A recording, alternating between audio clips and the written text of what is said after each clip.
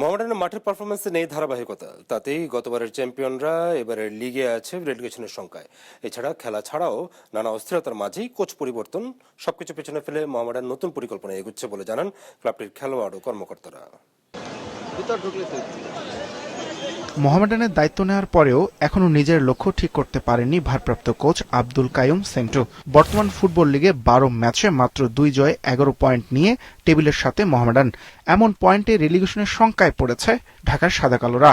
অথচ এই দলটাই লিগের বর্তমান চ্যাম্পিয়ন। 2024-25 মৌসুমে 23 বছর পর 3 ম্যাচ হাতে রেখেই শিরোপা জিতেছিল তারা। যেভাবে আমাদের উপর ভরসা করে যেভাবে টিমটা এখন আমাদের হাতে দিয়েছে, আমার হয়তো একটু ডিফারেন্ট থিঙ্কিং থাকতে পারে। এই থিঙ্কিংটা নিয়ে কাজ করে যতটুকু আগানো যায়, এখানে তো নতুন কিছু করার খুব বেশি সুযোগ নাই। তো চেষ্টা করবো আমরা অবশ্যই ইনশাল্লাহ ভালো কিছু করার জন্য। লিগ শিরোপা জেতার পরেই নতুন মৌসুমের শুরুতে অর্থনৈতিক সংকটের কারণে ভালোভাবে দল গঠন করতে পারেনি মোহামেডান।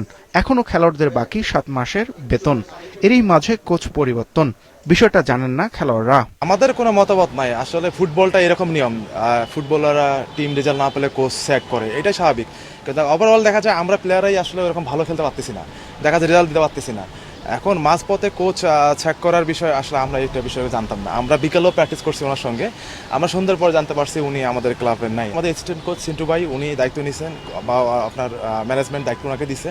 দেখা যাক আমরা কতটুকু করতে পারি। ওদের প্রত্যাশা আমাদের এই 6টা ম্যাচ ভালো কিছু করতে হবে, যেহেতু রেলিগেশন জোনে আমরা আছি। রেলিগেশনের সংখ্যা থেকে বাঁচতে মোহামেডানের সামনে আছে 6 ম্যাচ।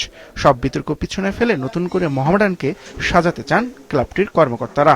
আমি আমার খেলোয়াড়দেরকে নিয়ে বসেছি এবং খেলোয়াড়দেরকে আশ্বস্ত করেছি যে তাদের যে যদি বকেয়া কোনো কিছু থাকে, অন্তত পক্ষে মোহামেডান ক্লাবের ক্ষেত্রে এটা কোনো ব্যাপার না, এটা নিয়ে চিন্তা করার কিছু না।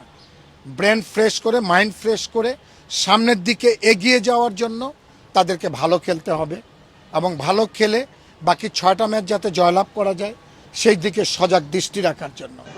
সব মিলিয়ে চ্যাম্পিয়ন থেকে হঠাৎ করেই লিগে টিকে থাকার লড়াই। মোহামেডানের জন্য এটি এখন কঠিন বাস্তবতা।